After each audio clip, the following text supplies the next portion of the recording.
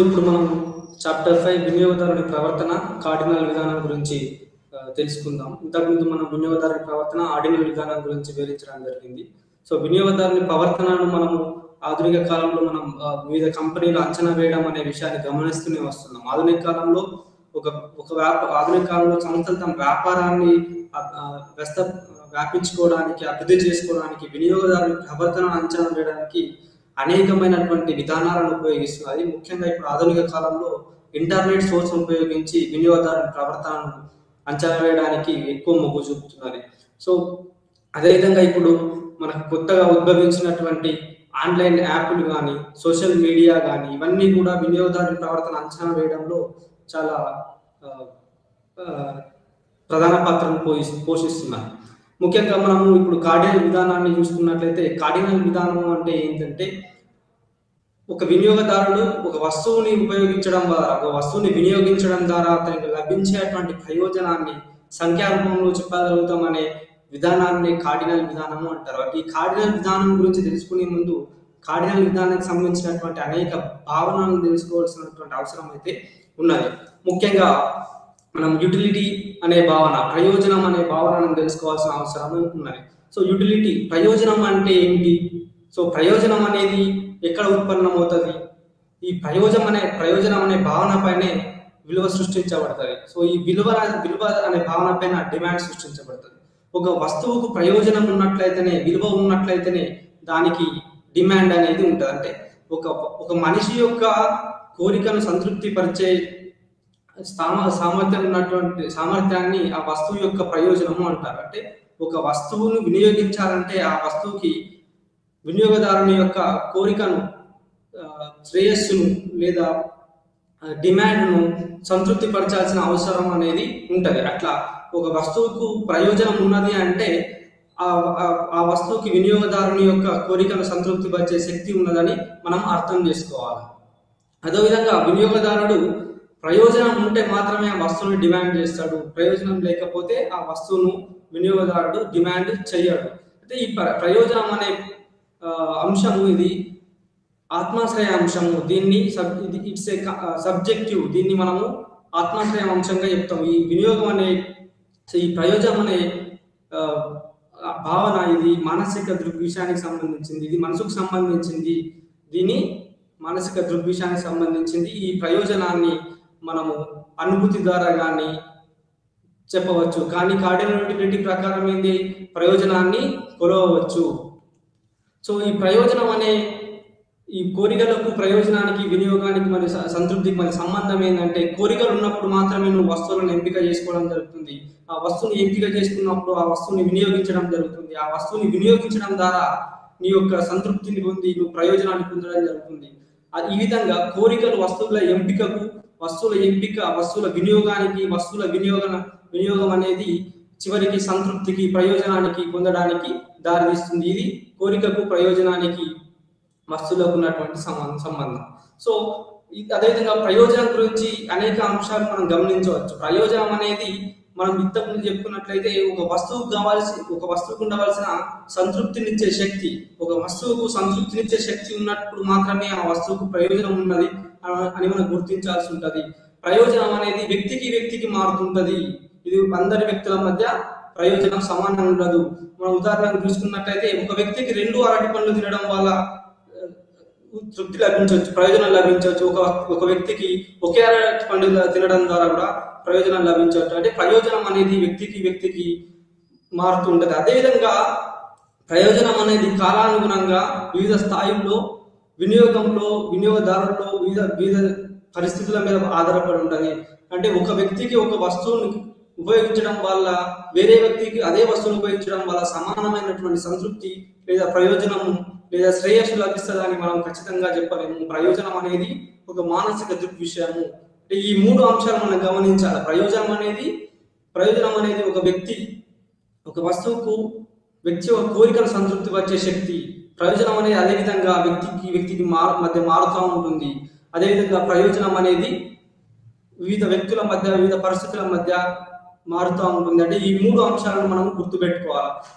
ప్రయోజనానికి సంబంధించి ముఖ్యంగా 3 భావనలను మనం గుర్తించవచ్చు. మొదటిది ప్రారంభ ప్రయోజనము, రెండవది ఉపాంత ప్రయోజనము, మూడవది మొత్తం ప్రయోజనము. సో ప్రారంభ ప్రయోజనము అంటే ఏంటంటే ఇనిషియల్ యూటిలిటీ, అంటే మొట్టమొదటిగా నువ్వు ఒక వస్తువుని ఉపయోగించడం వల్ల నీకు లభించే ప్రయోజనాన్ని ప్రారంభ ప్రయోజనం అంటారు. అంటే ఫర్ ఎగ్జాంపుల్ ఒక రొట్టె ముక్కను నువ్వు కన్జ్యూమ్ చేసినట్లయితే, అంటే నువ్వు ఒక రొట్టె ముక్కను వినియోగించినట్లయితే నీకు ప్రారంభంలో లభించినటువంటి యూటిలిటీ ప్రయోజనాన్ని నువ్వు ప్రారంభ ప్రయోజనం అనొచ్చు.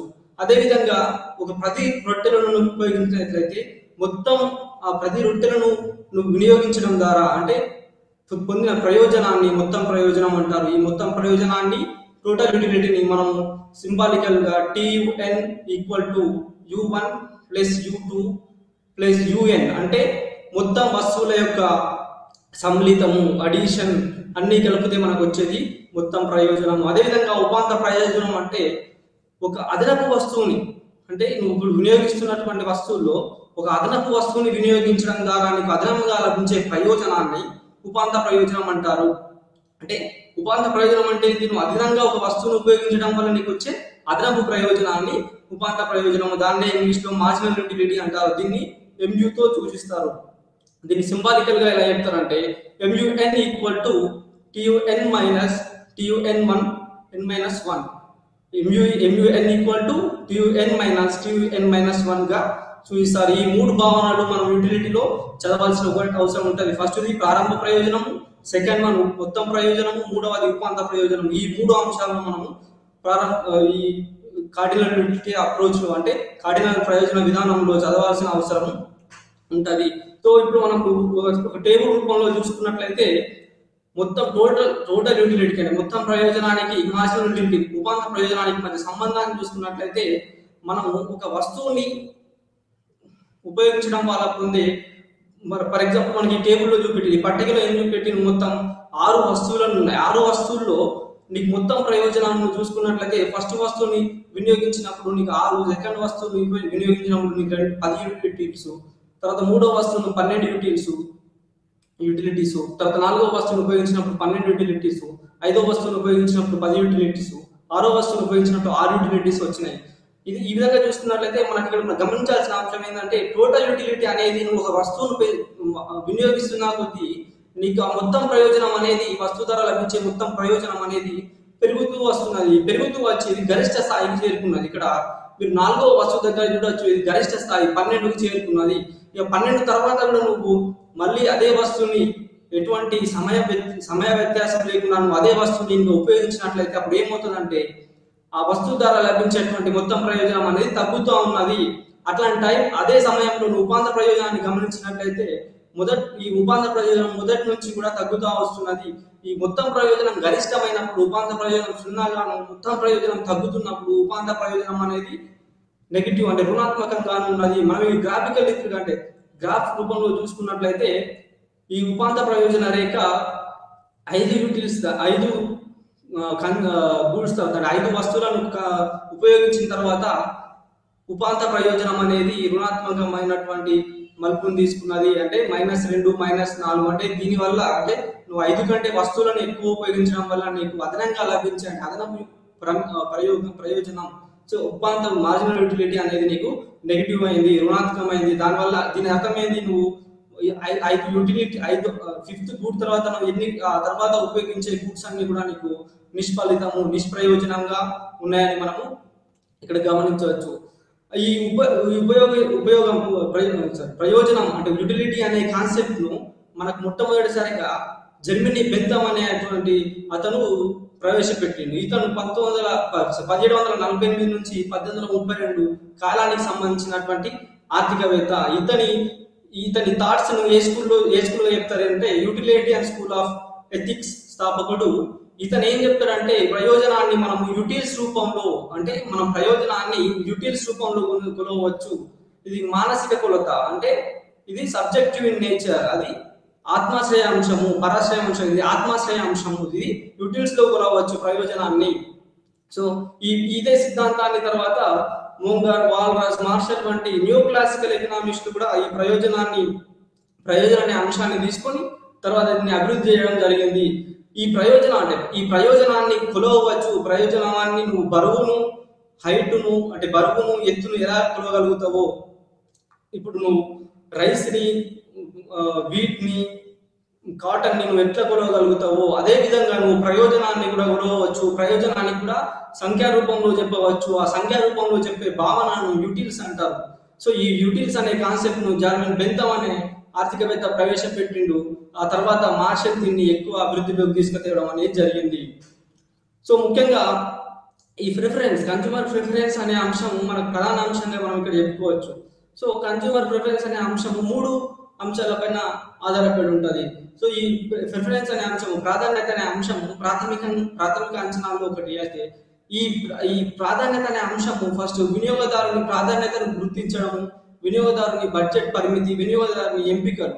సో ఈ 3 అంశాలపైన ఆధారపడి ఉంటుంది. అంటే వినియోగదారుడు దేనికి ప్రాధాన్యత ఇస్తున్నాడో తెలుసుకోవాల్సిన అవసరం అయితే ఉంటుంది. అంటే వినియోగదారుడు ఈ వినియోగదారుని ప్రాధాన్యత ఇప్పుడు మన ఆధునిక కాలంలో ఇంతకుముందు చర్చించినట్టే సామాజిక మాధ్యమాలలో, ఇంటర్నెట్ సోర్స్ను ఉపయోగించే వివిధ యాప్లలో సో ఏ రకమైనటువంటి ధరల వస్తువులను ఉపయోగిస్తున్నాడో మనము వినియోగదారుని ప్రాధాన్యతను అంచనా వేయడం, వివిధ కంపెనీలు అంటే నూతన కంపెనీలు, ఇప్పుడు వస్తున్నటువంటి కంపెనీలు వినియోగదారుల ప్రాధాన్యతను గుర్తించడానికి వివిధ యాప్స్ కూడా డెవలప్ చేయడం జరిగింది. ఫర్ ఎగ్జాంపుల్ మనం క్యాబ్ బుక్ చేసుకునే యాప్ కానీ, సర్వెంట్ బుక్ చేసుకునే యాప్ కానీ, ఆన్లైన్ డెలివరీ యాప్స్ కానీ గమనించాలి. అలాగే వినియోగానికి బడ్జెట్ పరిమితులు ఉంటాయి. అంటే ప్రతి వినియోగదారుడికి అన్లిమిటెడ్ బడ్జెట్ ఉండదు. అంటే ప్రతి వినియోగానికి లిమిటెడ్ బడ్జెట్ ఉంటుంది. ఆ బడ్జెట్ పరిమితుల్ని కూడా మనం అంచనా వేయాల్సిన అవసరం ఉంటుంది. అంటే వినియోగదారుడు అతనికి ఉన్నటువంటి ఆదాయ పరిమితుల్లో ఎక్కువ వినియోగదారుడు ఎటువంటి వస్తువుల సముదాయాలను కోరుకుంటున్నాడు, ఎట్లాంటి వస్తువుల సముదాయాలు అయితే అతని బడ్జెట్ కు అనుకూలంగా ఉంటాయి, ఎట్లాంటి సముదాయాలను మనము ఆఫర్ చేయడం ద్వారా అంటే వినియోగదారునికి ఇవ్వడం ద్వారా అతని బడ్జెట్ లిమిట్స్ తో దానికి ఎక్కువ డిమాండ్ ఉంటుంది అనే అంశాలను కూడా ఇప్పుడు మనం ఆధునిక కంపెనీలు వేయడం గమనిస్తూనే ఉన్నాము. అదేవిధంగా వినియోగదారుల ఎంపికలు కూడా, అంటే వినియోగదారుడు ఎటువంటి కాంబినేషన్ గల వస్తువులను ఎంచుకుంటున్నాడు, వినియోగదారుడు ఎక్కువ లగ్జరీ గుడ్స్ ఎంచుకుంటున్నాడా లేకపోతే ఆర్డినరీ గుడ్స్ ఎంచుకుంటున్నాడా, ఇట్లాంటి వినియోగదారుని ఎంపికలు ఏ విధంగా ఉన్నాయనే అంశాన్ని కూడా మనము ఈ ప్రిఫరెన్స్ లో గమనించవచ్చు. ఈ అంచనాలు అనేవి ఈ 3 ప్రిన్సిపల్స్ పైన ఆధారపడి ఉంటాయి. ఒకటి ఈ 3 ప్రమేయాల పైన ఆధారపడి ఉంటాయి. ఫస్ట్ ప్రమేయం సంపూర్ణత. ఈ సంపూర్ణత అనే అంశం పైన వినియోగదారుడు ముఖ్యంగా ఆధారపడి ఉంటాడు. సంపూర్ణత అంటే ఏంటంటే వినియోగదారుడు తన దగ్గర ఉన్నటువంటి ఆదాయాన్ని సంపూర్ణంగా వినియోగించుకొని గరిష్టమైనటువంటి ప్రయోజనాన్ని పొందడానికి ఉపయోగపడతాడు. దాన్ని సంపూర్ణత అంటారు. ఇంకోటి ట్రాన్సిటివిటీ అంటే ఏంటంటే వినియోగదారుడు ఒక సమయంలో ఒక వస్తువుని ఉపయోగిస్తున్నప్పుడు, ఫర్ ఎగ్జాంపుల్ అక్కడ 3 వస్తువులు ఉన్నాయనుకోండి, 3 వస్తువులు ఉన్నాయి A, B, C. 3 వస్తువుల్లో వినియోగదారుడు ఒక సమయంలో A కంటే Bకి ఎక్కువ ప్రాధాన్యత ఇస్తున్నాడు, B కంటే Cకి ఎక్కువ ప్రాధాన్యత ఇస్తున్నాడు అనుకోండి. అదేవిధంగా వినియోగదారుడు అట్లా ఒక వస్తువు కంటే ఇంకో వస్తువు ప్రాధాన్యత ఇచ్చినప్పుడు ఇక్కడ A కంటే Bకి ఎక్కువ ప్రాధాన్యత ఇచ్చి B కంటే Cకి ఎక్కువ ప్రాధాన్యత ఇచ్చినప్పుడు A కంటే C కూడా ఎక్కువ ప్రాధాన్యత ఇవ్వాల్సి ఉంటుంది. అంటే B కంటే Cకి ఎక్కువ ప్రాధాన్యత ఇచ్చినప్పుడు C కంటే A కంటే C కూడా ఎక్కువ ప్రాధాన్యత ఇవ్వాల్సి ఉంటుంది. సో ఈ ప్రిన్సిపల్ ని మనము ట్రాన్సిటివిటీ అంటాము. వినియోగదారుడు ఎల్లప్పుడూ తక్కువ కంటే ఎక్కువ ప్రాధాన్యత ఇస్తాడు. తన దగ్గర ఉన్న లిమిటెడ్ బడ్జెట్ లో గరిష్ట సంతృప్తిని ఎక్కువ సముదాయంలో వస్తువుల్ని కొనడానికి వినియోగదారుడు ప్రాధాన్యత ఇస్తాడు. దీన్ని ఎప్పుడు కూడా వినియోగదారుడు రేషనల్ జీవి అంటే హేతువాదిగా ఉంటాడనే దానికి ఎల్లప్పుడూ తక్కువ కంటే ఎక్కువ ప్రాధాన్యత ఇస్తాడు అనేది మనము గుర్తుంచుకోవాలి. అదేవిధంగా ఈ కార్డినల్ విశ్లేషణను మనం ఇంతకుముందు చెప్పుకున్నట్లయితే నియో క్లాసికల్ ఆర్థికవేత్తలు అయినటువంటి జోవెన్స్, డ్యూప్యూట్, ఓగర్, వాల్రాస్, పికో అనే మొదలైన వారు అభివృద్ధి చేశారు. సో ఈ ఆర్డినల్ విధానంలో ముఖ్యంగా వాళ్ళు భావించే ముఖ్యమైన అంశాలు ఏంటంటే మనకు వస్తువు ద్వారా లభించేటువంటి ప్రయోజనం అయితే ఏదైతుందో ఆ ప్రయోజనాన్ని మనం కొలవచ్చు. మనము బరువును ఎత్తును ఎలా అయితే కొలుస్తామో అలాగే వస్తువు నుంచి వచ్చే యూటిల్స్ అంటే యూటిల్స్ రూపంలో వచ్చే ప్రయోజనాన్ని మనము కొలవచ్చు, సంఖ్యా రూపంలో చెప్పవచ్చు. ఫర్ ఎగ్జాంపుల్ నాకు ఒక అరటిపండు తినడం ద్వారా 10 యూటిల్స్ శక్తి లభించింది, సంతృప్తి లభించింది, ఒక యాపిల్ తినడం ద్వారా 20 యూటిల్స్ సంతృప్తి లభించింది అనే అంశాన్ని మనము చెప్పవచ్చు. దీన్నే కార్డినల్ విధానము అంటారు. సో ఈ కార్డినల్ విధానంలో మనం వస్తువు ద్వారా లభించే ప్రయోజనాన్ని మనం సంఖ్యా రూపంలో చెప్పవచ్చు. అంటే 10 యాపిల్స్ తినడం ద్వారా నాకు 100 యూటిల్స్ సంతృప్తి లభించింది, 100 యూటిల్స్ ప్రయోజనం లభించిందని మనము ఈ సంఖ్యారూపంలో చెప్పే విధానాన్ని కార్డినల్ విధానము అంటారు. సో ఈ కార్డినల్ విధానము కింది అంశాలపైన, అంచనాలపైన, అజంప్షన్స్ పైన లేదా ప్రమేయాలపైన ఆధారపడి ఉంటుంది.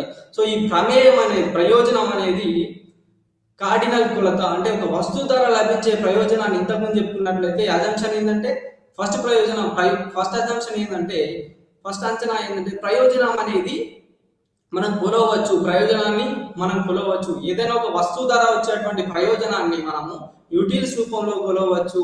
ఇంతకుముందు చెప్పినట్టే మనము బరువు, ఎత్తును ఎలా అయితే కొలుస్తామో ప్రయోజనాన్ని కూడా సంఖ్యా రూపంలో చెప్పవచ్చు. ప్రయోజనం అనేది సమ్మిళితం. ప్రయోజనం అనేది సమ్మిళితం అంటే నువ్వు ఒక వస్తువు ద్వారా వచ్చే ప్రయోజనాన్ని ఎట్లయితే అంచనా వేస్తావో ప్రతి వస్తువుల ద్వారా వచ్చే ప్రయోజనాన్ని మొత్తాన్ని కూడా కూడి నువ్వు అడిక్టివ్ చేయవచ్చు. అంటే ప్రయోజనాన్ని నువ్వు ఒక వస్తువు ద్వారా లభించే ప్రయోజనం 10 అయినప్పుడు 10 వస్తువుల ద్వారా లభించే ప్రయోజనం 100 నువ్వు అడిక్టివ్, సంకలితం చేయొచ్చు. అంటే మొత్తం టోటల్ యూటిలిటీ నేను మొత్తం ప్రయోజనాన్ని గుణించవచ్చు. మొత్తం 10 వస్తువుల ద్వారా వచ్చే మొత్తం ప్రయోజనాన్ని నువ్వు సమ్మిళితం అంటే అడిక్టివ్ చేయవచ్చు, కలపవచ్చు. అదే విధంగా ప్రయోజనం అనేది స్వతంత్రమైనదని వీళ్ళు అంచనాలు అంటే స్వతంత్రమైనదనే ప్రమేయం పైన ఈ నియో క్లాసికల్ కార్డినల్ ఆధారపడి ఉంటుంది. అంటే ప్రయోజనం అనేది స్వతంత్రమైనది అంటే ప్రయోజనము దేనిపైన ఆధారపడి ఉండదు. అంటే ప్రయోజనం అనేది ఫర్ ఎగ్జాంపుల్ సో పూరక వస్తువుల కానీ ప్రత్యామ్నాయ వస్తువుల ధరలపైన కానీ ప్రయోజనము ఆధారపడి ఉండదు. ఏ వస్తువుకున్న ప్రయోజనం ఆ వస్తువుకు సపరేట్ గా ఉంటది. సో ప్రయోజనం అనేది స్వతంత్రమైనది, ఇతర వస్తువులపైన ఆధారపడదు. వినియోగదారుల ఆదాయం పైన కానీ, అభిరుచుల పైన కానీ, సమాజంలో వస్తున్న మార్పుల పైన కానీ ప్రయోజనం అనేది ఆధారపడి ఉండదు.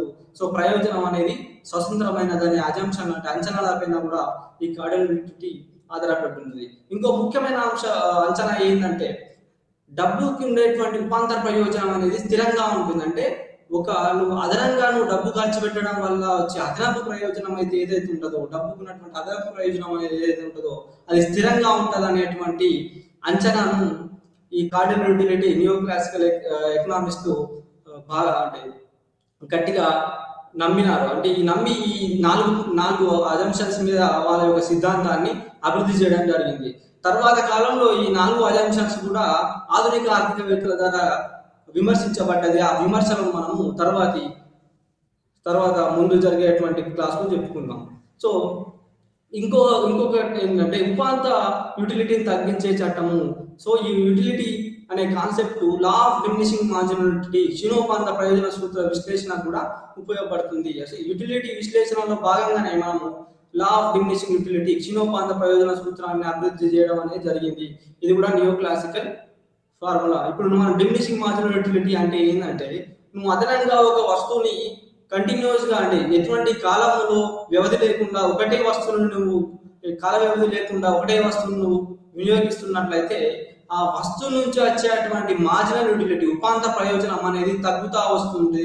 ఆ మార్జినల్ యూటిలిటీ అంటే ఉపాంత ప్రయోజనం అనేది ఒక స్థాయి తర్వాత 0గా మారి తర్వాత నెగిటివ్ గా మారుతుంది. అంటే నెగిటివ్ గా మారింది, రుణాత్మకంగా మారింది అంటే ఆ వస్తువును ఉపయోగించడం వల్ల నీకు వచ్చే ప్రయోజనము నిష్ఫలము, ఎటువంటి ప్రయోజనం లేదు, నెగిటివ్. సో అప్పుడు వినియోగదారుడు తన ఒక వినియోగాన్ని అంటే ఆఫ్ చేయాల్సి ఉంటుంది, అంటే స్టాప్ చేయాల్సి ఉంటుంది. వినియోగాన్ని అక్కడికే విశ్రమించవలసిన అవసరం ఉంటుంది. 5 యూనిట్ల తర్వాత 6వ రోటీని కూడా నువ్వు తిన్నట్లయితే నీకు వచ్చే ఉపాంత ప్రయోజనం ఏంటంటే -2. -2 అంటే నిష్ఫలము, ఎటువంటి ప్రయోజనం లేదు, రుణాత్మకంగా ఉంటది. మనం ఇక్కడ గ్రాఫ్ రూపంలో కూడా చూసుకోవచ్చు. Law of diminishing marginal utility graph 5 యూనిట్ల తర్వాత మనకు ఈ రేఖ ఏదైతే మార్జినల్ యూటిలిటీ రేఖ ఏదైతే ఉన్నదో ఉపాంత ప్రయోజన రేఖ రుణాత్మకమైనటువంటి మలుపును తీసుకున్నది. 5 యూనిట్ల తర్వాత వినియోగదారుడికి వచ్చేటువంటి ప్రయోజనము నెగిటివ్ గా ఉన్నదని మనం ఇక్కడ గమనించవచ్చు. అదేవిధంగా మనం ఈ తగ్గుతున్నటువంటి ఉపాదాన ప్రయోజన సూత్రానికి 2 పరిమితులు, మినహాయింపులు ఉన్నాయి. ఈ 2 విషయంలో మినహాయింపు తీసుకోకపోతే ఈ చట్టం అనేది వర్తించదు. ఫర్ ఎగ్జాంపుల్ చిన్న ప్రారంభ యూనిట్లు, ఒకవేళ నువ్వు చిన్న ప్రారంభ యూనిట్లను కంటిన్యూస్ గా ఎటువంటి కాల వ్యవధి లేకుండా కూడా నువ్వు చేసినప్పటికీ కూడా ఇక్కడ మనకు దాని ద్వారా లభించే ఉపాంత ప్రయోజనం అనేది తగ్గదు. ఫర్ ఎగ్జాంపుల్ మీరు ఒక గ్లాస్ వాటర్ ని స్పూన్ తో తాగుతున్నారు అనుకోండి, ఒక గ్లాస్ వాటర్ ని స్పూన్ తో తాగితే ఏమవుతుంది, నీకు ఆ వాటర్ ద్వారా వచ్చే ప్రయోజనం అనేది చాలా టైం పడుతుంది, చాలా సమయం తర్వాత నీకు డిమినిషింగ్ మార్జినల్ అంటే ఉపాధి ప్రయోజనం అనేది తగ్గుతుంది. అదేవిధంగా నువ్వు చిన్న చిన్న యూనిట్ల ప్రారంభం అంటే చిన్న చిన్నగా ఒక వస్తువుని నువ్వు చిన్న యూనిట్లుగా వినియోగించినట్లయితే ఆ ఈ ఉపాంత ప్రయోజనం తగ్గుతున్న ఉపాంత ప్రయోజనం అనేటువంటి చట్టం ఇక్కడ వర్తించదు.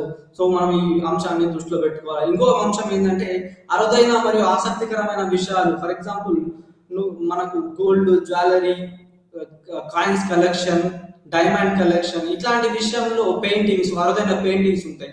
సో ఇట్లాంటి విషయంలో వాటిని ఎంత ఎక్కువ గ్యాదర్ చేసి ఎంత ఎక్కువ నువ్వు వినియోగం చేసి అంత ఎక్కువ ప్రయోజనం అనేది లభిస్తుంటది. అక్కడ నీకు ఉపాంత ప్రయోజనం క్షీణించడం అనేది ఉండదు. ఇట్లాంటి విషయంలో ఈ చట్టానికి మినహాయింపులు, పరిమితులు అనేవి ఉన్నవి. సో ఇంకోటి చూసుకున్నట్లయితే ఈ చట్టం పైన ఆధునిక ఆర్థికవేత్తలు విమర్శలు కూడా చేయడం జరిగింది. సో ఈ కార్డినల్ యూటిలిటీ అప్రోచ్ పైన అంటే ప్రమేయాల పైన అంటే ప్రయోజనం అనే యూటిలిటీ కాన్సెప్ట్ మీద ఆధునిక ఆర్థికవేత్తలు కింది విమర్శలు చేయడం జరిగింది. ఇలా ముఖ్యమైన విమర్శలు ఏంటంటే ముఖ్యమైన 4 విమర్శలను ఇక్కడ గమనించవచ్చు.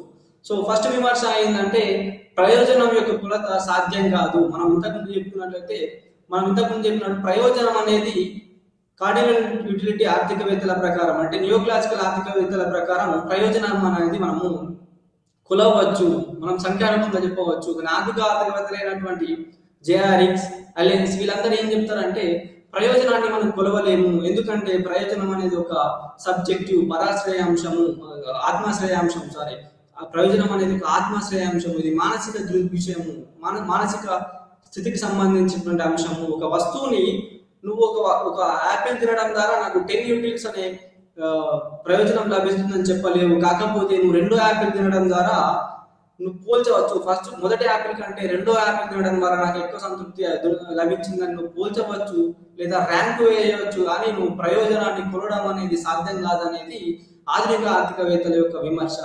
ఇంకొక విమర్శ ఏంటంటే ఇంతకుముందు చెప్పినట్లే కార్డినల్ ఆర్థికవేత్తలు డబ్బు యొక్క ఉపాంత ప్రయోజనం స్థిరంగా ఉంటది అన్నారు. కానీ ఆధునిక ఆర్థికవేత్తలు ఏమంటారు అంటే డబ్బు యొక్క ఉపాంత ప్రయోజనం స్థిరంగా ఉండదు, ఇది కూడా తగ్గుతూ ఉంటది. ఉపాంత ప్రయోజనం డబ్బు వల్ల లభించే ఉపాంత ప్రయోజనం కూడా తగ్గుతూ ఉంటది. ఫర్ ఎగ్జాంపుల్ ఏం చెప్తారంటే వాళ్ళు, ఫర్ ఎగ్జాంపుల్ ఒక వ్యక్తి దగ్గర 100 రూపాయలు ఉన్నాయి, ఇంకో వ్యక్తి దగ్గర 10 రూపాయలు ఉన్నాయి.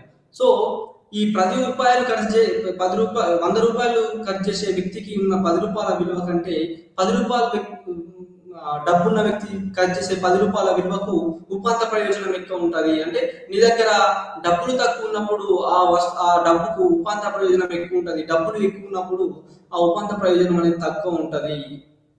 ఈ విధంగా అదేవిధంగా నువ్వు ఒకవేళ ధరల యొక్క మార్పులు అయిన అనుకోండి, వస్తువుల యొక్క ధరలు పెరిగినప్పుడు ఆ ధరలు పెరగడం వల్ల నీ దగ్గర ఉన్నటువంటి ఆ మనీకి ఉన్నటువంటి డబ్బుకున్నటువంటి నిజమైన విలువ తగ్గుతుంది.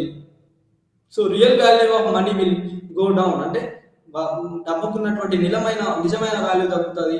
అలాంటప్పుడు కూడా ఉపాంత ప్రయోజనం అనేది స్థిరంగా ఉండదు.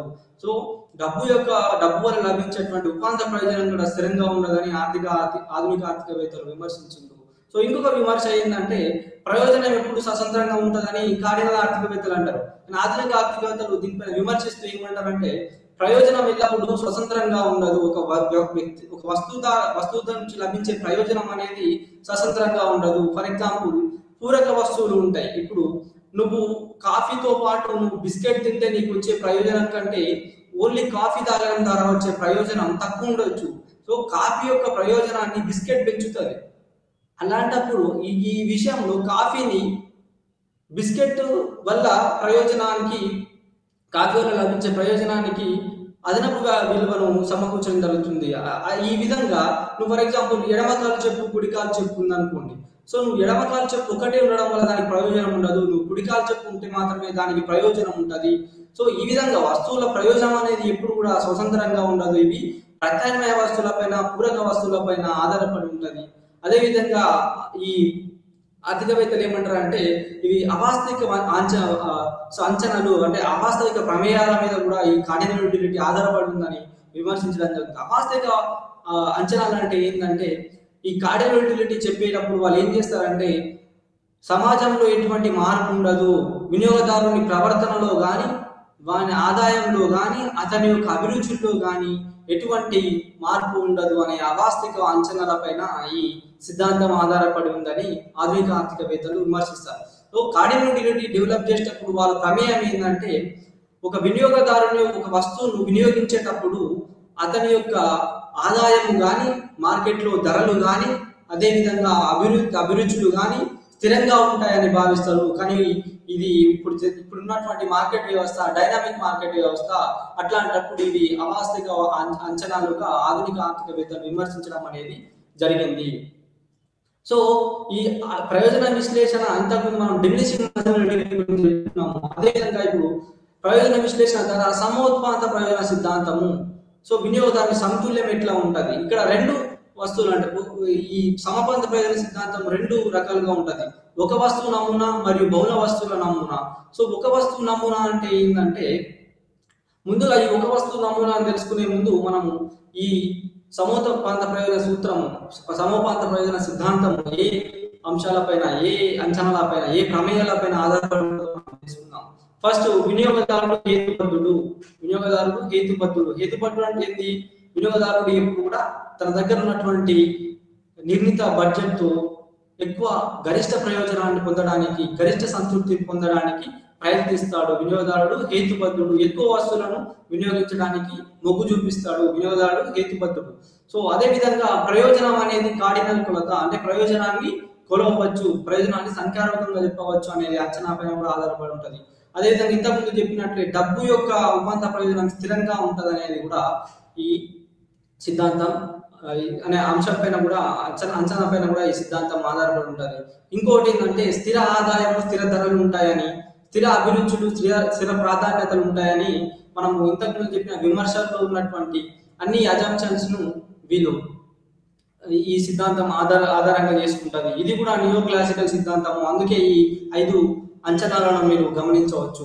సో ఇప్పుడు మనము ఒక వస్తువు నమూనాను చూసుకున్నట్లయితే వినియోగదారుడు గమనించాల్సిన విషయం ఏంటంటే వినియోగదారుడు ఎప్పుడు కూడా ఒక వస్తువును ఎప్పుడు వినియోగిస్తాడు అంటే అతనికి ఆ వస్తువు ద్వారా లభించేటువంటి ఉపాంత ప్రయోజనము అతను చెల్లించే ధర కంటే ఎక్కువ ఉన్నప్పుడు, అంటే price greater than so marginal utility greater than price, అంటే మనకు లభించేటువంటి ఉపాంత ప్రయోజనం ఎప్పుడు కూడా ప్రైస్ కంటే ఎక్కువ ఉండాలి. అట్లాంటి సమయం వరకు మాత్రమే వినియోగదారుడు ఒక వస్తువుని వినియోగిస్తాడు. సో ఇక్కడ మనం గమనించవచ్చు, ఇక్కడ మొత్తం యూటిలిటీ మొత్తం ప్రైస్ అనేది మనకు ఒక ఎక్స్ వస్తువులో 4వ వస్తువును చూసుకున్నట్లయితే ప్రైస్ మరియు మార్జినల్ యూటిలిటీ రెండు కూడా సమానంగా ఉన్నాయి. అక్కడి వరకు కన్స్యూమర్ ఒక వినియోగదారుడు వస్తువుని ఉపయోగిస్తాడు. ఎందుకంటే ఇక్కడ ఒక వస్తువు ధర లభించే అదనపు దాని ధర సమానంగా ఉన్నది. ఇక్కడ వినియోగదారుడు ఈక్విలిబ్రియం స్టేజ్ అంటే గరిష్ట స్థాయికి చేరుకుంటాడు. సో ఈ గరిష్ట స్థాయికి చేరుకుంటాడు అంటే సమతుల్య స్థితిలో ఉంటాడు. ఈ సమతుల్య స్థితి అంటే ఏంటంటే ఈ స్థితిలో వినియోగదారుడు ముందుకు కానీ వెనక్కి కానీ పోవడానికి ఇష్టపడడు. సో అట్లాంటి స్థితిని మనము సమతుల్య స్థితి అంటాము. ఈ సమతుల్య స్థితిలో marginal utility equal to the price అనే అంశాన్ని మనం గమనించాలా. అదేవిధంగా ఇక్కడ మనకు ప్రైస్ ఎప్పుడైతే ఒక వస్తువు నుంచి లభించేటువంటి ఉపాంత ప్రయోజనానికి సమానంగా ఉంటుందో అక్కడ వినియోగదారుడు సంతృప్తి స్థితిలో చేరుకుంటాడు. మనం ఈ గ్రాఫికల్ రిప్రజెంటేషన్ లో కూడా చూడొచ్చు. మనం ఎక్స్ యాక్సిస్ పైన సో ఎక్స్ గూడ్స్ ని, వై యాక్సిస్ పైన ప్రైస్ మరియు మార్జినల్ యూటిలిటీని తీసుకోవడం జరిగింది. సో ఇలా తీసుకున్నప్పుడు మనకు ప్రైస్ ఎప్పుడైతే మార్జినల్ యూటిలిటీకి అంటే పిఎక్స్ ఈక్వల్ టు ఎంయుఎక్స్ అయిందో అక్కడ కన్స్యూమర్ ఈక్విలిబ్రియం అనేది జరిగింది. సో ఇంకో రకంగా మల్టీ కమోడిటీ అంటే బహుళ నమూనా వస్తువులను చూసుకున్నట్లయితే ఒకటి కంటే ఎక్కువ వస్తువులను వినియోగదారుడు వినియోగించినట్లయితే అట్లాంటప్పుడు కన్స్యూమర్ ఈక్విలిబ్రియం వినియోగదారుడు సమతుల్య స్థితి ఎలా ఉంటుంది అంటే వినియోగదారుడు తన దగ్గర ఉన్నటువంటి డబ్బుని ప్రతి రూపాయిని అధిక సంతృప్తి వచ్చే విధంగా అంటే అధిక సంతృప్తినిచ్చే యూనిట్ల పైన ఖర్చు చేయడం అనేది జరుగుతుంది. అతను ఖర్చు పెట్టే చివరి రూపాయి కూడా అతనికి అంతకంటే ముందు ఖర్చు పెట్టిన రూపాయి కంటే సమానమైనటువంటి ఉపాంత ప్రయోజనం ఇచ్చేంత వరకు ఖర్చు పెడతాడు. ఇక్కడ మనం గమనించవచ్చు. సో ఇక్కడ మన దగ్గర ఉన్నటువంటి 5 రూపాయలతోటి ఇక్కడ ఫస్ట్ యూనిట్ ని ఎక్స్ వస్తువు పైన ఖర్చు చేసి సెకండ్ యూనిట్ ని కూడా ఎక్స్ వస్తువు పైననే ఖర్చు చేస్తాడు. ఎందుకంటే మనకు ఎక్స్ వస్తువు ద్వారా వచ్చే ప్రయోజనం అనేది 10-12గా ఉన్నది. 3వ రూపాయిని మాత్రం వై వస్తువు పైన ఖర్చు పెడతాడు. ఎందుకంటే 3వ రూపాయి మనకు ఇక్కడ వై వస్తువు 9 యూటిల్స్ ఇస్తున్నాయి కాబట్టి 9 ప్రయోజనం అంటే 9 యూటిల్స్ ప్రయోజనాన్ని ఇస్తున్నది కాబట్టి 3వ రూపాయిని y వస్తువు పైన ఖర్చు పెడతాడు. 4వ రూపాయిని మళ్ళీ x వస్తువు పైన ఖర్చు పెట్టి మళ్ళీ 5వ రూపాయిని y వస్తువులకు ఖర్చు పెడతాడు. ఇక్కడ 4వ రూపాయి 8 యూటిల్స్ ని, 5వ రూపాయి కూడా 8 యూటిల్స్ ని, ఇక్కడ సమానమైనటువంటి యూటిల్స్ ని ఇవ్వడం జరుగుతుంది. అక్కడ అంటే వినియోగదారులు ఇక్కడ MUX/PX equal to the MUY/PY అంటే వినియోగదారుని ఒక అదనపు ప్రయోజనము, ఒక వస్తువుని ఉపయోగించి అదనపు ప్రయోజనము X ప్రయోజనము అండ్ Y ప్రయోజనము సమానం కావాలా, అట్లాంటి సమాన స్థితిని వినియోగదారుని సమతుల్య స్థితి అంటారు. ఇక్కడ మనము దీన్ని సింబాలికల్ గా ఎట్లా చెప్పవచ్చు అంటే MUX/PX equal to MUY/PY equal to MUM అంటే మనీ. సో ఇట్లాంటి స్థితిని మనము వినియోగదారుని equilibrium in multi commodity model బహుళ నమూనా వస్తువుల విషయంలో చెప్పవచ్చు.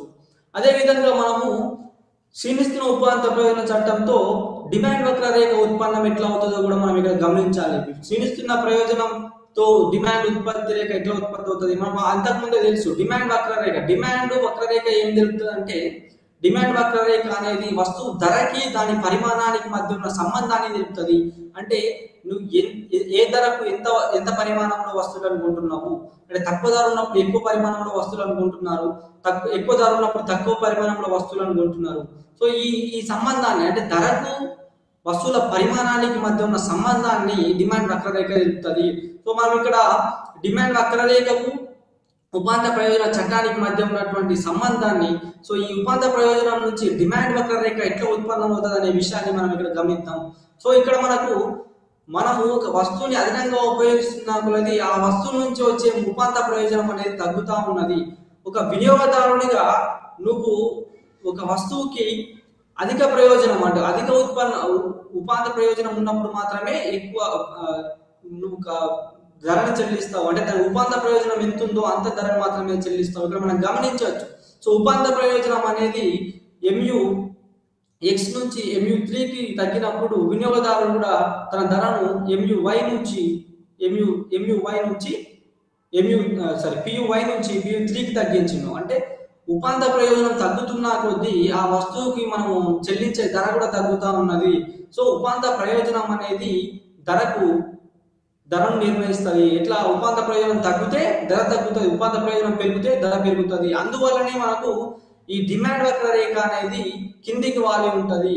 సో ఉపాంత ప్రయోజనానికి డిమాండ్ వక్రరేఖ ఉన్న సంబంధం ఎట్లాంటిదంటే ఉపాంత ప్రయోజనం ఎంత ఉంటుందో మనం ధరని మాత్రం అంతే చెల్లిస్తాం. ఉపాంత ప్రయోజనం తగ్గుతున్నా కొలది నువ్వు వస్తువుకు చెల్లించే ధర కూడా నువ్వు తగ్గించడం అనేది జరుగుతుంది. సో ఇక్కడ మనం ఈ వక్రరేఖ ద్వారా ఈ గ్రాఫికల్ రిప్రజెంటేషన్ లో మనం దాన్ని గమనించవచ్చు.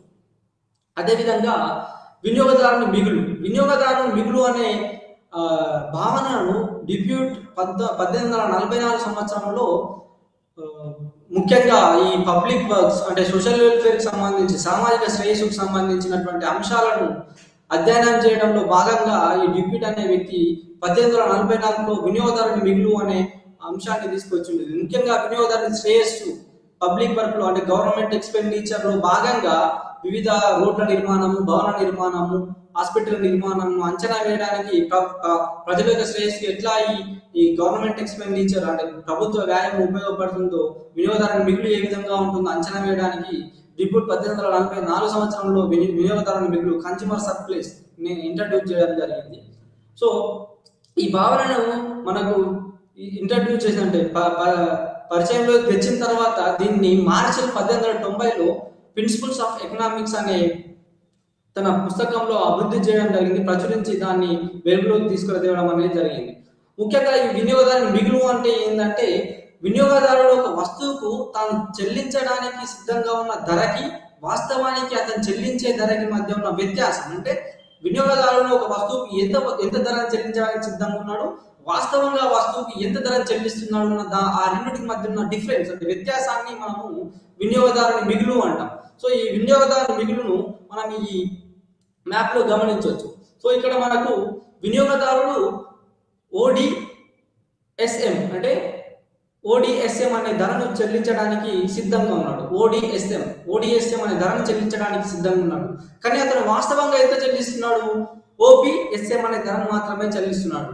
సో ఇక్కడ మనకి మిగులు ఏంటంటే మనము ఓడిఎస్ఎం నుంచి ఓపీఎస్ఎం ను మనము తీసేసినట్లయితే, అంటే మనము దాని నుంచి డిడక్ట్ చేసినట్లయితే మనకు వచ్చే డిపిఎస్, ఆ డిపిఎస్ అంటే మనకు చతురాకారంలో ఉన్నటువంటి డిపిఎస్ అనే భాగాన్ని మనము కన్జ్యూమర్ సర్ప్లస్, వినియోగదారుల మిగులుగా మనం ఇక్కడ చెప్పుకోవచ్చు.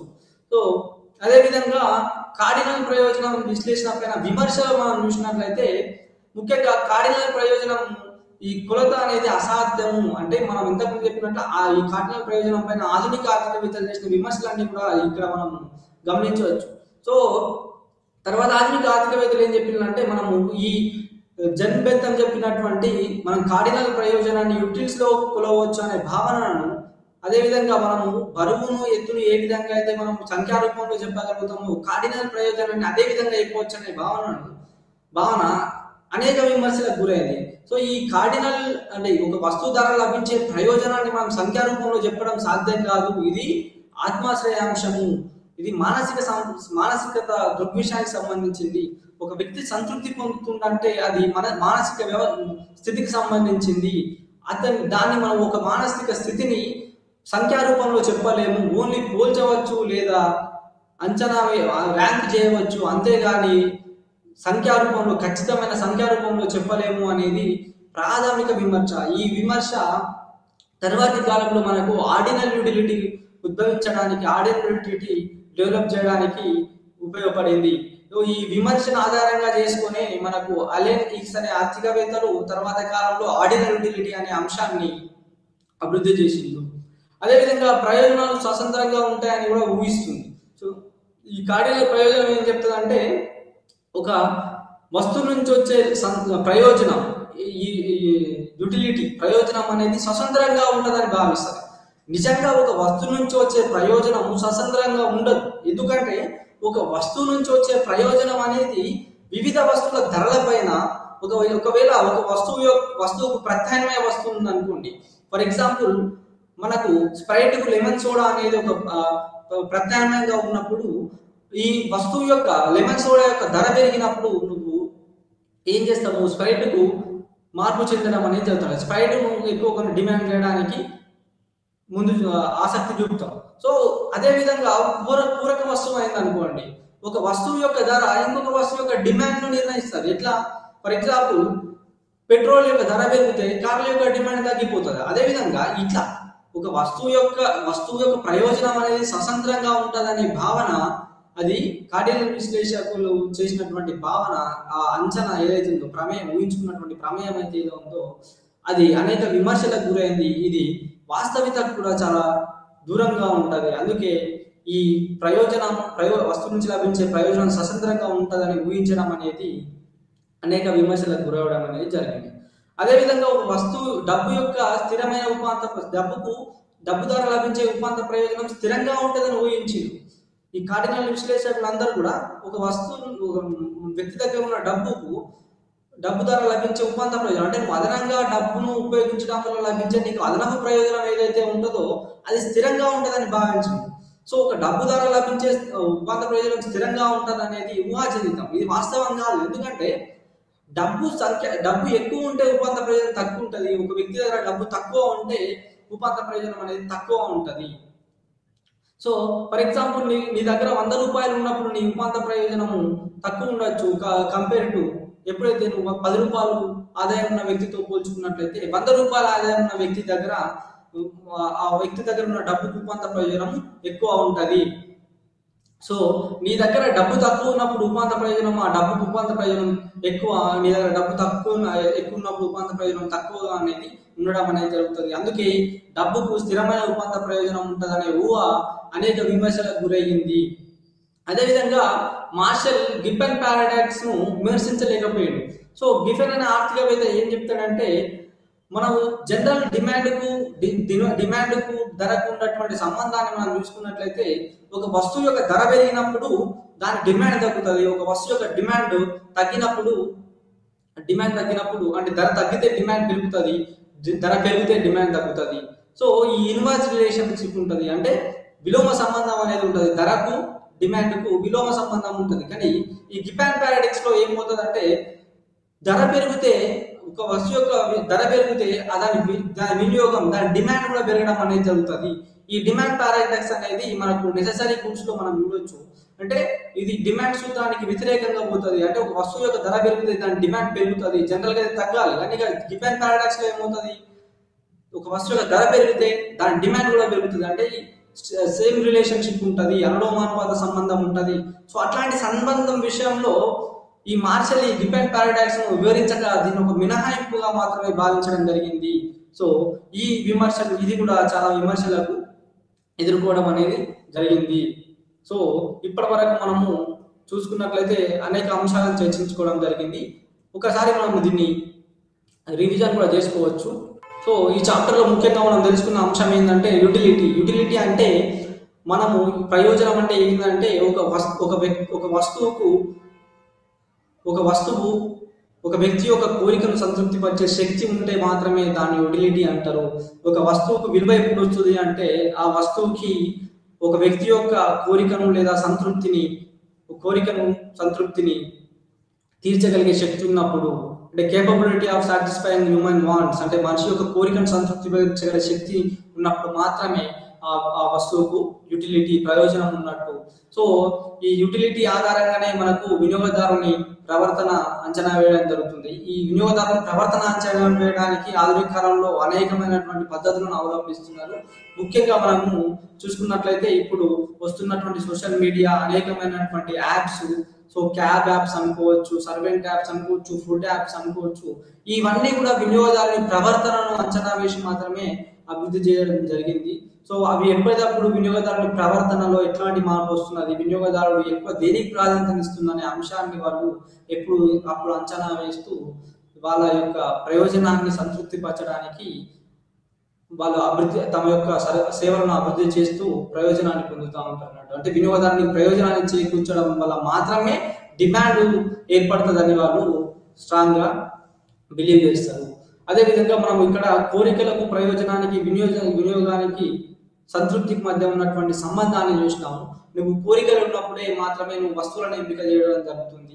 నీకు ఆ కోరికను, ఒక వస్తువుని ఎందుకు ఎంపిక చేసుకుంటావు అంటే ఆ వస్తువును వినియోగం చేయడం వల్ల నీకు ఆ వస్తువులో లభించేటువంటి ప్రయోజనం, సంతృప్తి లభిస్తుంది. కాబట్టి ఆ సంతృప్తి ద్వారా నువ్వు ప్రయోజనం అనే భావనను పొందవచ్చు. సో ఈ సంతృప్తి భావన నుంచి నువ్వు ప్రయోజనాన్ని పొందడం జరుగుతుంది. కాబట్టి సో నాకు వినియోగానికి నీకు మూల కారణం ఏంటంటే కోరిక నుంచి నువ్వు వస్తువు ఎంపిక చేసుకుంటావు, వస్తువు ఎంపిక నుంచి వస్తువు వినియోగం చేసుకుంటావు, వస్తువు వినియోగం నుంచి తృప్తి పొందడం జరుగుతుంది. అదేవిధంగా మనం చెప్పినట్టు ప్రయోజనం అనేది ఈ కింది అంశాల మీద ఆధారపడి ఉంటుంది. అది ముఖ్యంగా మనం ఇంతకుముందు చెప్పుకున్నట్లే ప్రయోజనం అనేది ఒక వస్తువుకి కావాల్సినటువంటి శక్తి. ఏ శక్తి? ఒక వస్తువుకి ఒక వ్యక్తి యొక్క కోరికను సంతృప్తిని పరిచే శక్తి ఉన్నట్లయితేనే ఆ వస్తువుకి ప్రయోజనం ఉన్నట్లు. ఈ ప్రయోజనం అనేది వ్యక్తికి మధ్య మారుతూ ఉంటది. ఈ ప్రయోజనం అనేది కాలానుగుణంగా వ్యక్తికి మధ్య మారుతూ ఉంటది. ఫర్ ఎగ్జాంపుల్, ఒక ఆకలి లేని వ్యక్తికి నువ్వు అన్నం పెట్టినట్లయితే ఆ వ్యక్తికి ఆ వస్తువు ద్వారా లభించేటువంటి ప్రయోజనం శూన్యం. అందుకే ఇది వ్యక్తికి మధ్య మారుతుంటది. ఒక ఆకలితో ఉన్న వ్యక్తికి నువ్వు అన్నం పెట్టడం అనేది, ఒక ఆకలి తీరిన వ్యక్తికి మధ్య నువ్వు అన్నం పెట్టడం అనేది చూసుకుంటే, నువ్వు ఆకలి ఉన్న వ్యక్తికి లభించే ప్రయోజనం ఎక్కువ ఉంటది, ఆకలి లేని వ్యక్తికి లభించే ఉపాంత ప్రయోజనం అనేది తక్కువ ఉంటది. అందుకే ఇది మనోభావాలకు సంబంధించింది, మానసిక స్థితికి సంబంధించినది. ఇది వ్యక్తులకు మధ్య మారుతుంది. అదేవిధంగా యూటిలిటీని 3 భావనలు ఉన్నాయి. ఒకటి ప్రారంభ యూటిలిటీ, మొత్తం యూటిలిటీ. మూడవది ఉపాంత ప్రయోజనం, ఉత్తమ ప్రయోజనం, ఉపాంత ప్రయోజనము, ప్రారంభ ప్రయోజనం.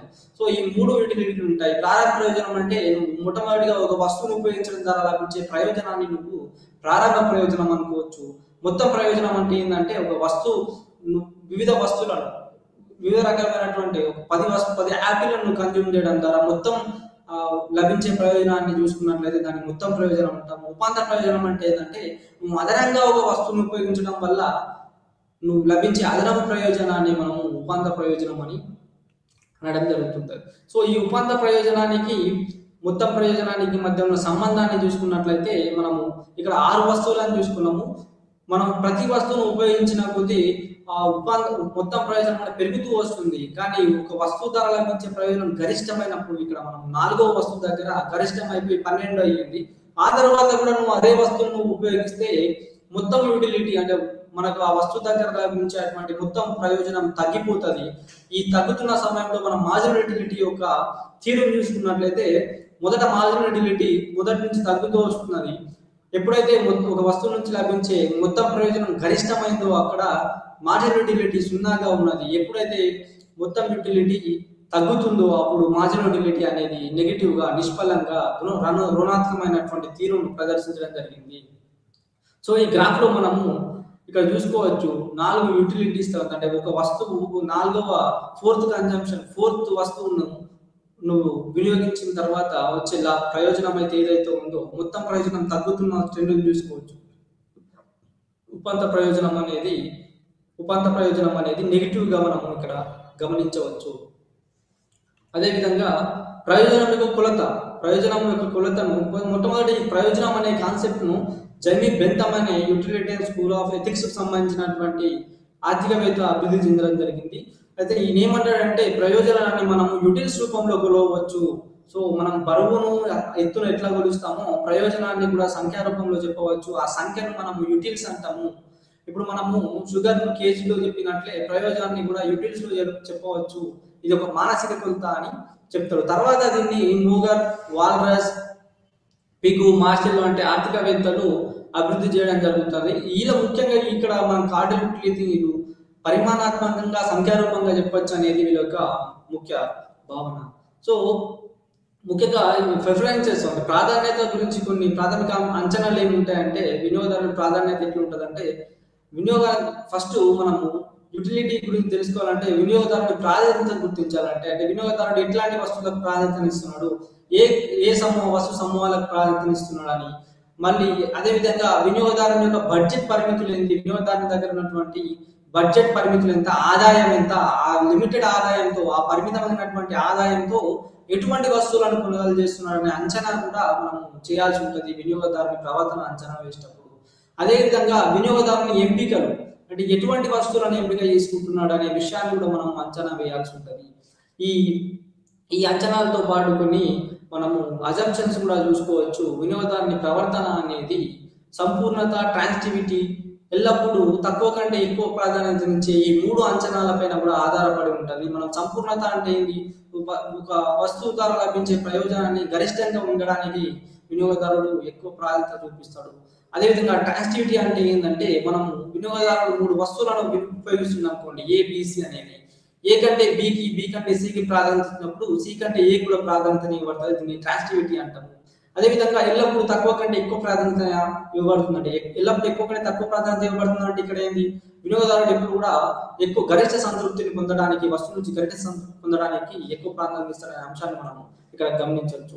ఈ కార్డినల్ యూటిలిటీ అనే అంశాన్ని మనం ఇంతకుముందు చెప్పినట్టే జీవన్ సైన్, డిప్యూట్, మోగర్, వాల్రస్, పిగు అనే ఆర్థికవేత్తలు అభివృద్ధి చేయడం జరిగింది. సో ఈ కార్డినల్ యూటిలిటీ అనే అంశము మన కింద చెప్పిన అంచనాలపైన, ప్రమేయాలపైన ఆధారపడి ఉంటుంది. ఒక వస్తువుని మనము యూటిల్స్ రూపంలో కొలవచ్చని వాళ్ళు భావిస్తారు. అదేవిధంగా ప్రయోజనం అనేది సమ్మిళితము, ప్రయోజనం అనేది స్వతంత్రమైనది, ప్రయోజనం అనేది డబ్బు యొక్క ఉపాంత ప్రయోజనం అనేది స్థిరంగా ఉంటుందని కూడా వాళ్ళు అంచనా వేస్తారు. అదేవిధంగా ఉపాంత ప్రయోజనం లా ఆఫ్ డిమినిషింగ్ మార్జినల్ ఉపయోగించి యూటిలిటీ అంటే ప్రమేయ విశ్లేషణ ఉపయోగించి మనము మార్జినల్ యూటిలిటీ అంటే క్షీణోపాంత ప్రయోజన సూత్రాన్ని కూడా మనము అభివృద్ధి చేయడం జరిగింది. సో ఈ ఉపాంత యూటిలిటీ తగ్గించే చట్టం ఏంటంటే, ఈ చట్టం ముఖ్యంగా ఏం చెప్తుంది అంటే ఒక వస్తువుని నువ్వు ఎటువంటి కాల వ్యవధి లేకుండా ఒక వస్తువుని నువ్వు ఉపయోగిస్తుంటే, ఎటువంటి సమయ వ్యవధి లేకుండా ఒకే వస్తువును నువ్వు ఉపయోగిస్తూ ఉంటే ఆ వస్తువు ద్వారా అదనంగా లభించే ప్రయోజనం అయితే ఏదైతే ఉంటుందో ఆ ప్రయోజనము క్షీణిస్తూ ఉంటది. దాన్నే మనం క్షీణోపాంత ప్రయోజన సూత్రము అంటారు. ఇక్కడ మనం గమనించవచ్చు, నువ్వు 6వ రోటీ నువ్వు తీసుకున్నప్పుడు దాని ద్వారా లభించే ప్రయోజనం నెగిటివ్ గా అయింది. కానీ మనం మొదటి నుంచి 1 నుంచి 2, 2 నుంచి 3, 3 నుంచి 4, 4 నుంచి 5, 5 నుంచి 6 వస్తువులను కన్జ్యూమ్ చేస్తున్నప్పుడు అంటే వినియోగిస్తున్నప్పుడు అదనంగా లభించే ప్రయోజనం ఏదైతే ఉన్నదో అది తగ్గుతూ వస్తున్నది. నువ్వు అదే వస్తువును కంటిన్యూస్ గా ఉపయోగిస్తే అంటే ఎలాంటి సమయ వ్యవధి లేకుండా ఉపయోగిస్తే ఆ వస్తువు నుంచి లభించే ఉపాంత ప్రయోజనము నెగిటివ్ అంటే నిష్ఫలము, రుణాత్మకం అవడం అనేది చూస్తాము. దాన్ని గ్రాఫికల్ రిప్రజెంటేషన్ కూడా మనం ఇక్కడ గమనించవచ్చు. అయితే ఈ చట్టానికి క్షీణోపాంత ప్రయోజన సూత్ర చట్టానికి 2 మినహాయింపులు మనం ఇక్కడ గమనించవచ్చు. ఫస్ట్, చిన్న ప్రారంభ యూనిట్లు. ఒకవేళ మనం చిన్న ప్రారంభ యూనిట్లు ఉన్నట్లయితే, ఫర్ ఎగ్జాంపుల్ నువ్వు గ్లాస్ ఆఫ్ వాటర్ అని, ఒక గ్లాస్ నీళ్ళను నువ్వు స్పూన్తో తాగితే నీకు అక్కడ ఉపాంత ప్రయోజనం అనేది తగ్గదు. ఆ ఉపాంత ప్రయోజనం తగ్గడానికి చాలా సమయం పడుతుంది. అందుకే నువ్వు చిన్న యూనిట్లు ప్రారంభమవుతే ఈ చట్టం వర్తించదు. అదేవిధంగా అరుదైన మరియు ఆసక్తికరమైనటువంటి విషయాలు, ఫర్ ఎగ్జాంపుల్ కొందరికి coin collections, old coin collections, కొందరికి హిస్టారికల్ వస్తువుల కలెక్షన్, చారిత్రకమైన వస్తువుల కలెక్షన్, కొందరికి జ్యువెలరీ కలెక్షన్, కొందరికి డైమండ్ కలెక్షన్, ఇట్లా అరుదైన వస్తువుల విషయంలో నువ్వు వాటిని ఎంత కలెక్ట్ చేస్తే అంత నీకు సంతృప్తిని ఇవ్వడం అనేది జరుగుతుంది. ఇట్లాంటి విషయంలో ఈ చట్టానికి మినహాయింపులు, ఈ చట్టం అనేది ఇట్లాంటి విషయంలో వర్తించదు అనే విషయాన్ని మనం దృష్టిలో ఉంచుకోవాలి. అదేవిధంగా మనము చెప్పినట్లే ఆధునిక ఆర్థికవేత్తలు అనేది ఈ ప్రయోజనం పైన, ఈ డిమినిషింగ్ మార్జినాలిటీ ప్రయోజనం పైన విమర్శించడం జరిగింది. సో ఆ విమర్శలు ఏంటంటే, ప్రయోజనానుకూలత అనేది సాధ్యం కాదు, డబ్బు యొక్క ఉపాంత ప్రయోజనం స్థిరంగా ఉండదు, ప్రయోజనం ఎల్లప్పుడూ స్వతంత్రంగా ఉండదు, అదేవిధంగా వినియోగదారుడు అభిరుచులు, ఆదాయము, ధరలు, మార్కెట్లో ధరలు స్థిరంగా ఉంటాయనే అవాస్తవిక అంచనాల పైన ఈ కార్డినల్ యూటిలిటీ, ఈ డిమినిషింగ్ మార్జినల్ యూటిలిటీ అండ్ అదేవిధంగా కార్డినల్ యూటిలిటీ అనే భావనలు ఆధారపడి ఉన్నాయని ఆధునిక ఆర్థికవేత్తలు విమర్శించడం అనేది జరిగింది. అదేవిధంగా మనం ఇక్కడ చూసినట్లయితే ప్రయోజన విశ్లేషణ ద్వారా వినియోగదారుని సమతుల్యం, దీన్ని సమోత్పాంత ప్రయోజన సిద్ధాంతం అంటారు. ఇక్కడ రెండు రకాలుగా ఉంటుంది. ఒకటి ఒక వస్తువు నమూనా మరియు బహుళ వస్తువు నమూనా. ఈ రెండిట్లో పోయే ముందు మనము ఈ ప్రయోజనం ఏ అంచనాలపైన, ఏ ప్రమేయాలపైన ఆధారపడి ఉంటుందో మనం ఇక్కడ గమనిద్దాం. ఫస్ట్ ఇది వినియోగదారుడు హేతుబద్ధుడని అంచనా పైన ఆధారపడి ఉంటుంది. అదేవిధంగా ఇది ఏం చెప్తుందంటే, యూటిలిటీ అనేది కార్డినల్ కొలత, అంటే ఒక యూటిలిటీని మనం కొలవచ్చు. అదేవిధంగా ఒక వస్తువు ద్వారా లభించే ఒక వినియోగదారు దగ్గర ఉన్నటువంటి డబ్బుకు ఉపాంత ప్రయోజనం అనేది స్థిరంగా ఉంటుంది. అంటే డబ్బు యొక్క ఉపాంత ప్రయోజనం స్థిరంగా ఉంటుంది. స్థిర ఆదాయము, స్థిర ధరలు ఉంటాయి, స్థిర అభిరుచులు ఉంటాయి. ధరల్లో మార్పు కానీ, ఆదాయంలో మార్పు కానీ, అభిరుచిలో మార్పు కానీ ఉండదు అనేది ఈ సమోపాంత సిద్ధాంతము మనం చెప్పేటప్పుడు ఈ అంచనాలను దృష్టిలో పెట్టుకోవాలి. ఈ అంచనాల పైన మాత్రమే ఈ సమోపాంత సిద్ధాంతం ఆధారపడి ఉంటుంది. అదేవిధంగా మనం ఈ సమోపాంత సిద్ధాంతము ఒక నమూనా వస్తువులో మనం గమనించినట్లయితే, ఒక నమూనా వస్తువులో ఎక్కడైతే ఒక వస్తువు యొక్క ధర దాని నుంచి లభించేటువంటి ఉపాంత ప్రయోజనం సమానంగా ఉంటుందో అక్కడ వినియోగదారుడు సమతుల్య స్థితికి చేరుకుంటాడు. అదే రెండు వస్తువుల విషయంలో ఇక్కడ మనం గమనించవచ్చు, వినియోగదారుని ఈక్విలిబ్రియం మల్టీ కమాండిటీ మోడల్లో బహుళ వస్తువుల విషయంలో ఎట్లుంటది అంటే, అతను ఖర్చు చేసేటువంటి చివరి రూపాయి కూడా అతడికి గరిష్ట సంతృప్తిని ఇవ్వాలా. ఇక్కడ మనం ఫస్ట్ రూపాయిని మనం ఎక్స్ వస్తువు పైన, సెకండ్ రూపాయిని కూడా ఎక్స్ వస్తువు పైన ఖర్చు పెడతాం. ఎందుకంటే ఎక్స్ వస్తువు ద్వారా లభించేటువంటి గరిష్ట ప్రయోజనం 10-12గా ఉంది. మూడో రూపాయిని మాత్రం వై వస్తువు పైన ఖర్చు పెడతాం. ఎందుకంటే మూడో వస్తువు ద్వారా లభించే ప్రయోజనం ఇక్కడ గరిష్టంగా ఉంది 9గా.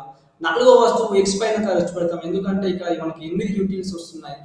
ఐదో రూపాయిని మనం వై వస్తువు పైన ఖర్చు పెడతాం. ఎందుకంటే ఇక్కడ సమానమైనటువంటి మనకు యూటిల్స్ ఇస్తుంది, ఇది కూడా 8 యూటిల్స్ ఇస్తున్నది. ఈ విధంగా వినియోగదారుడు తన దగ్గర ఉన్నటువంటి డబ్బుతో గరిష్ట సంతృప్తిని పొందుతాడు.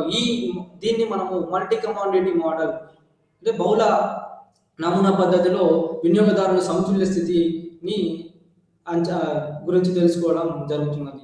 అయితే ఎక్కడైతే మనకు దీని ఈక్వేషన్ రూపంలో మనము టెక్నికల్ గా ఎలా చెప్పొచ్చు అంటే, MUX/PX = MUY/PY = MUM అని మనం ఇక్కడ చెప్పవచ్చు.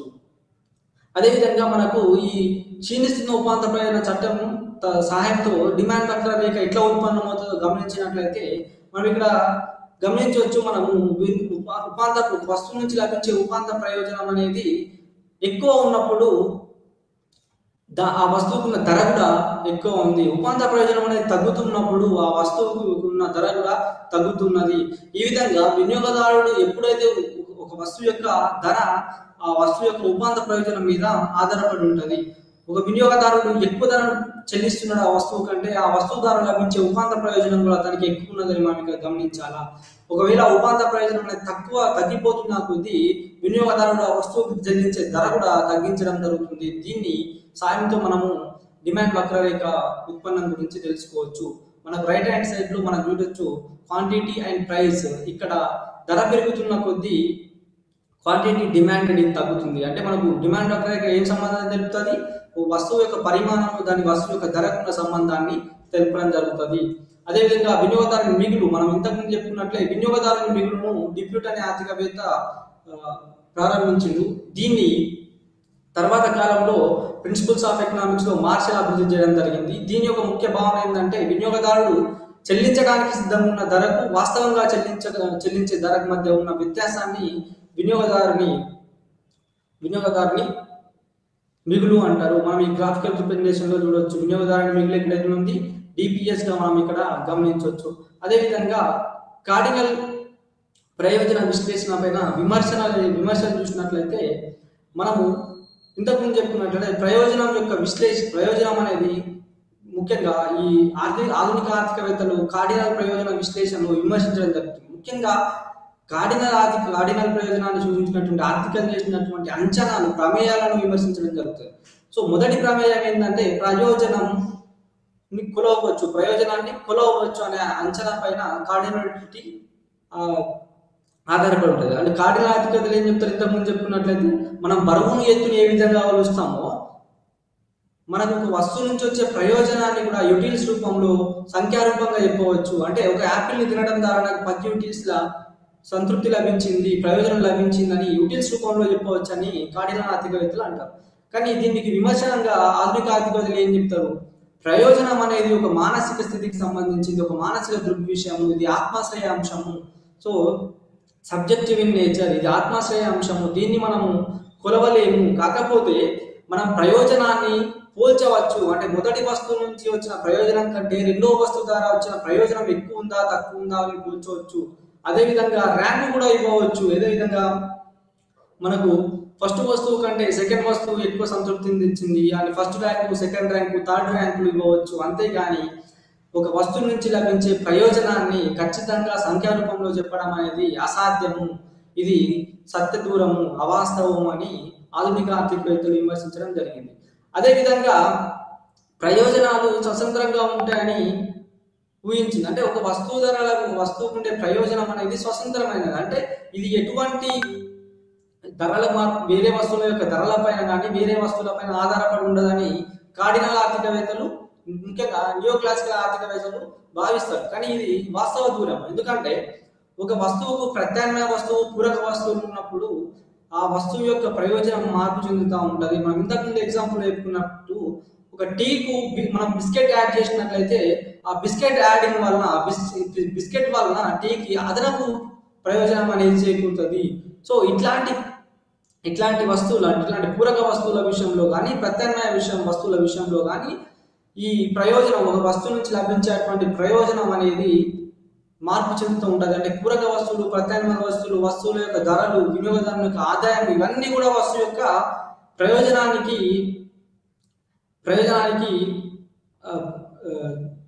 ప్రభావితం చేస్తుంటాయి. అంటే ప్రయోజనం ఎప్పుడు కూడా స్వతంత్రంగా ఉండదు. ఈ వినియోగదారుల యొక్క వేరే వస్తువుల యొక్క ధరలు, ప్రత్యామ్నాయ వస్తువుల యొక్క ధరలు, పూరక వస్తువుల యొక్క ధరలు, వినియోగదారుని ఆదాయం, ఇవన్నీ కూడా ఒక వస్తువు యొక్క ప్రయోజనాన్ని నిర్ణయిస్తాయి. ఇవన్నీ కూడా స్వతంత్రంగా ఉండవు.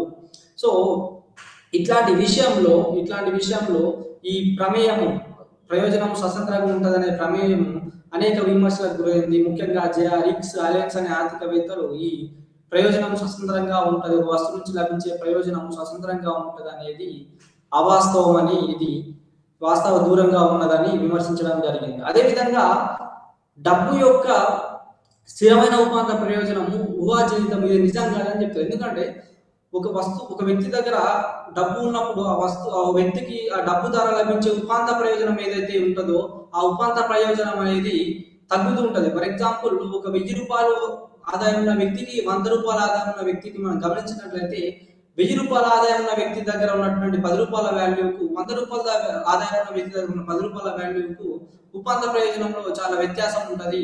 వినియోగదారుల దగ్గర డబ్బు తక్కువ ఉన్నప్పుడు, అంటే వినియోగదారుల దగ్గర డబ్బు తగ్గిపోతున్నప్పుడు ఆ డబ్బుకు ఉపాంత ప్రయోజనం అనేది ఎక్కువ ఉంటుంది. అదేవిధంగా వినియోగదారుల దగ్గర డబ్బు పెరుగుతున్న కొద్దీ ఆ డబ్బుకు ఉపాంత ప్రయోజనం అనేది తక్కువ ఉంటుంది. అంటే ఎక్కువ ఖర్చు చేస్తాడు, ఉపాంత ప్రయోజనం తక్కువ ఉన్నప్పటికీ ఎక్కువ ఖర్చు చేస్తాడు. అందువలనే ఈ డబ్బుకు ఉన్నటువంటి ఉపాంత ప్రయోజనం స్థిరంగా ఉంటుందనే ప్రయోజనం ఏదైతే అంచనా ఉన్నదో అది అవాస్తవం. అదేవిధంగా మార్షల్ గిఫెన్గుడ్ పారాడాక్స్ ను విమర్శించడం జరిగింది. సో ఈ మార్షల్ ఏదైతే గిఫెన్స్ గుడ్ పారాడాక్స్ ఉందో దాన్ని విమర్శించడం కూడా జరిగింది.